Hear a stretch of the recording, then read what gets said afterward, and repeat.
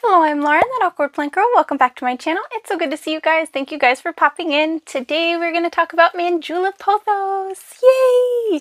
I freaking love Manjula Pothos. They are one of my all-time favorite plants. I think if I could only choose one plant to keep forever, it would be a Manjula Pothos. And it's also one of the very few pothos that I chose to try to size up. I just really wanted to see what their leaves would look like as they got bigger and bigger. I spent the last year working on this project and really getting in and deep diving into Manjula, and I really want to share that with you guys.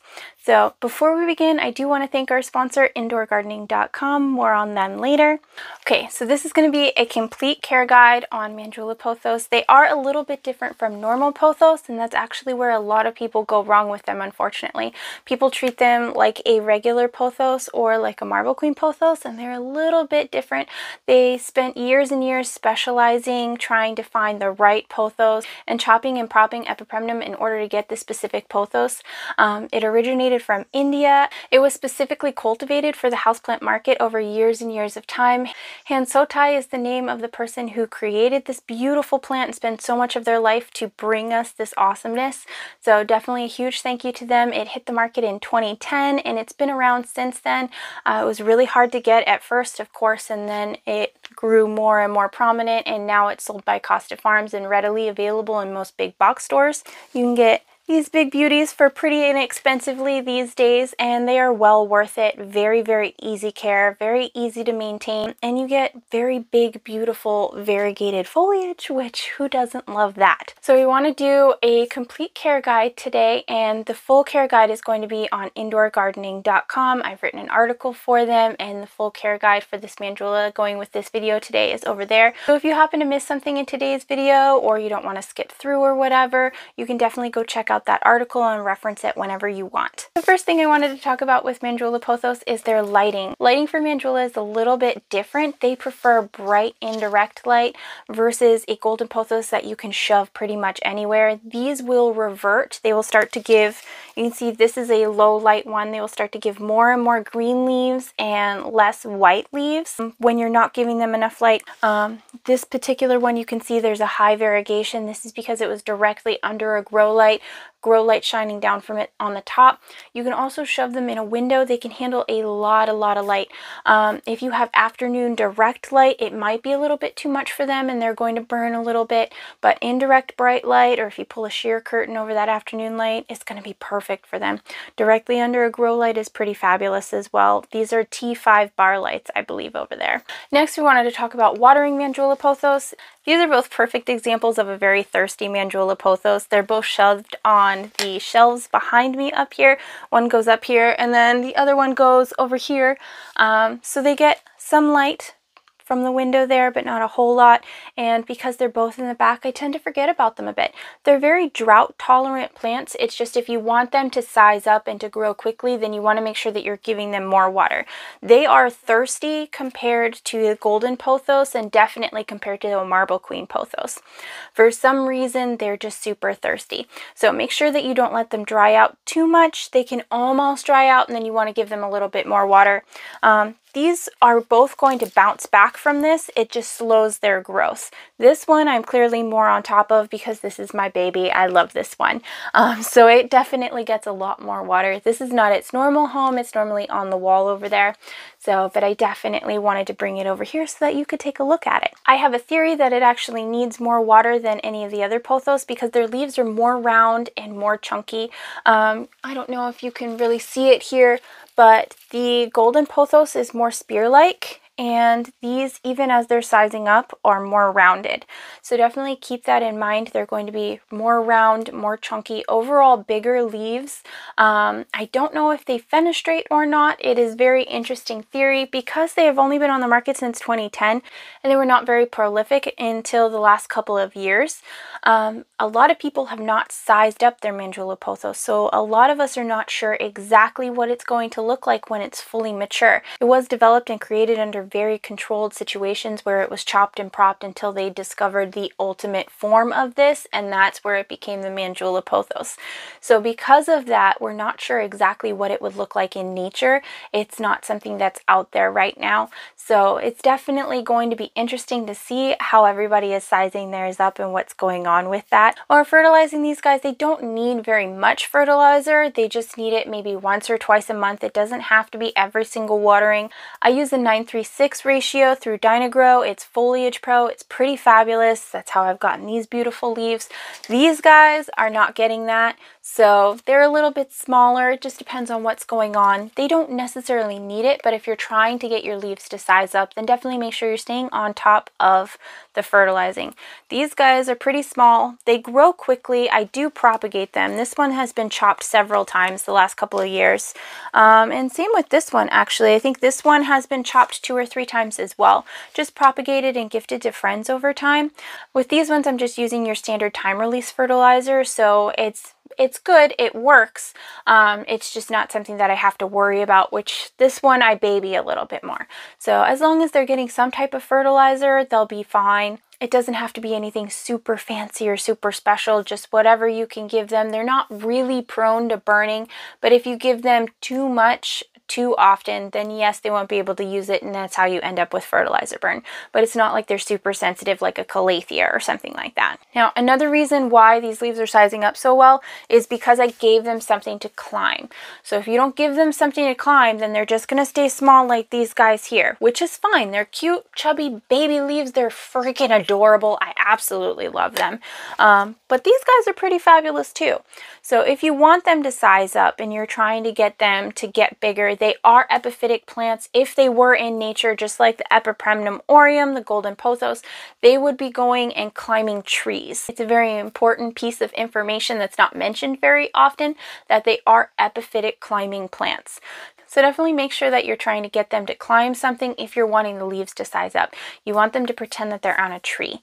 So you can trick them by giving them a board. You can give them some type of a pole. Moss poles are very popular.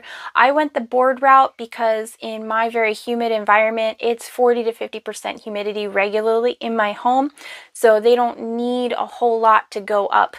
They don't need that extra humidity from a moss pole. But if you live in a very dry home, then you're going to need a moss pole in order to get them to size up. You will have to stay on top of the watering for that as well, though. So it just depends on what you really want and how much work you're willing to put into it to get the leaves to size up. Speaking of Epipremnum being epiphytic plants, that actually plays into their soil mix as well. So you want to give them a light, airy, chunky mix. It's got Bonsai Jack succulent mix, it's got some sphagnum moss, it's got a little bit of bark in there, there's also some soil in there, I believe a little bit of perlite as well, and it's all very airy but moisture retentive, so definitely that's what you're aiming for. You can do a little bit of regular potting mix, add in some bark and a little bit of perlite, perhaps some sphagnum moss. Something along those lines is going to work really well for you. Think epiphytic mix. You can also do something with a lot of sphagnum moss and a little bit of bark and a little bit of perlite. That's going to be very moisture retentive around the roots and really mimic what they're getting if they were in nature. If they were in nature, they'd be at the base of a tree, so they'd be getting bark, they'd have moss growing over them. They would have little area tucked in between the roots, and then they would just grow and climb up the plant, and eventually they would survive on their aerial roots for nutrition. This one in particular is in a very small pot. They can survive in a larger pot. You don't have to keep them in a small pot. Just make sure that there's a lot of humidity and moisture around the roots, along with a lot of aeration. You want that water to drain out. You don't want them to sit in water. They are more prone to root rot than any other pothos. So that's another thing to keep in mind. All the other pothos out there, all the other Epipremnum, like the Marble Queen, the Pearls and Jade, Golden Pothos, they can all handle being a little bit more waterlogged. Manjula tend to rot. They can still handle it. They like their water, but they tend to be a little bit more root rot prone than other plants. Let's talk about humidity really quick for these plants. Manjula Pothos do not need a super high humidity. Anywhere between 40 and 70% is just fine. They do tend to grow a little bit too quickly to be able to fit in a terrarium. So if you're one of my terrarium lovers on this channel, I would not recommend a Manjula Pothos. Go more pearls and jade if you want to put a pothos in a terrarium. Manjula just get too big too quickly. They'll bush up, their leaves will size up. They like that humidity. If you can give them 70% humidity, they're gonna thrive. They'll pop off so quick, you'll end up replacing a moss pole every couple of months just because they're so ninja. But my room tends to sit around 40 to 50% naturally, even in the wintertime when I have my radiator going on. So it works out just fine. They still rooted completely to this board without any extra humidity. I don't even have a humidifier in my plant room. They can do amazing things without a high humidity. Just keep in mind that they do like some humidity. Even human skin wants to be at 40% or more. So anything below 40% is really going to start to dry out. That's when you'll start to see crispy tips on these guys, honestly. So just keep that in mind. Try to keep the humidity up a little bit. If you live in a desert, maybe stick them somewhere where it's going to be a little bit more humid. You can use the clumping method, put a bunch of plants together. You can also do pebble trays. It works well. Don't be misting your plants because that doesn't actually raise the humidity. It just causes like diseases on your leaves, which is not very fun. It's rather annoying. Speaking of pests and diseases on the Manjula Pothos, they are really not pest plants. I had thrips run through this room, they were fine. I've had spider mites run through this room, they were fine. This guy literally had thrips living on the plant next to him and was untouched. He got a little tiny bit of spider mite damage right here, but that was from a huge infestation on another plant right next to it. They just happened to have a little bit scoot over to them and 2 leaves got damaged. I mean, it's nothing. It's really nothing. So they can get pests. They're not completely pest resistant, but the damage is negligible. The one thing that I have seen really take on a pothos, a Manjula Pothos in particular, was scale, just because they tend to stick to the actual base of the stems, and it's a really rough texture on the stems, especially once they start sizing up. So the scale can really get in there and be really difficult to get off. So keep an eye out for scale. Make sure you're checking under the leaves and stuff, especially as the leaves are getting more bushy. It's kind of hard to tell what's going on in there. Again, not a hardcore pest. These guys are pretty pest resistant. If you're looking for a long-term plant, these guys are pretty safe. Really quick, before I let you guys go, I wanted to talk about temperature. These guys are not frost hardy. They are tropical plants. Epipremnum in general are all tropical plants. But these plants, Manjula Pothos in particular, have handled a wide variety of temperatures for me. They handled the 100-degree temperatures in the summertime up here in my plant room. They also have handled the lower 55, 60-degree temperatures up here in the wintertime. If my radiator doesn't get turned on, it was a hot day and then it got cold, or it gets cold at night, these plants will handle it just fine. They're, like I said, not frost hardy, but they can handle and still grow really, really well. When it's around 70 to 80 degrees, that seems to be the prime time for them. Higher than that, you're definitely going to have to water them extra. Worst comes to worst, you may have to adjust your soil mix to be a little bit more moisture retentive. I did top this one off with sphagnum moss last summer for a little bit to keep that moisture in there a little bit longer. I also wanted to talk about propagation for these guys really quick. Like any other pothos, it's just use the nodes, the leaves where they meet the stems. You just want to chop there. They're not going to be able to actually grow a full plant from the leaves. I don't even think they can root from the leaves, unlike a lot of other plants.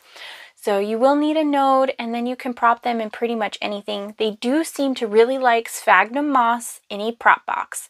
I have not tried stratum yet. I did try perlite. They liked the sphagnum moss more than the perlite. Also, give them lots of light while you're trying to get them to grow. You can also prop them in water. They are a little bit more prone to root rot, so make sure you have 2 or 3 cuttings. Don't just buy one cutting off the internet and shove it in water. It'll probably rot between the stress of shipping and then being stuck in water because they're rot prone. So keep that in mind. But definitely sphagnum moss, totally the way to go in a prop box. I have adapted that here, and I don't know if you can see, but I have a plastic Ziploc bag full of sphagnum moss, slightly dampened, not completely soaking wet, dripping. I wrung it out, put it in the bag, cut a hole in the bag just large enough for an aerial root to fit in there, put the aerial root in there, and tied the whole thing together with the tomato tape to the post. This method is called air layering. It works really, really well on pothos in general, and it's doing fabulous already. It's only been on there a couple of days. I checked it yesterday, and there's already prolific root growth, which is just awesome to see. So if you are trying to size up your leaves, when you chop your pothos, it will go back to making smaller leaves for a little bit, and then it'll size up a little bit more quickly. But if you want the leaves to continue to grow, they're going to grow out the top up here, and you're going to want to continue to have it attached to a board. So what I'm going to have to do with mine in order to propagate it and keep it sizing up is to chop and prop it. I'm going to chop it here, and then I will take the roots that have started here, put it in a whole new pot, and continue to grow it up the board. If you're just starting out, then maybe you just want a small one. Make sure that you're propping it and putting it up against something. By leaf 2 or 3, when it has enough roots, then you can shove it on there and give it a board and let it climb up that way. So be sure to check out indoorgardening.com for more information. I've got a whole article over there on how to take care of these beautiful plants and how you can size up your Manjula Pothos. Thank you so much for watching. I really, really appreciate it. Plenty more planty awesomeness to come, and I will see you in the next one. Bye!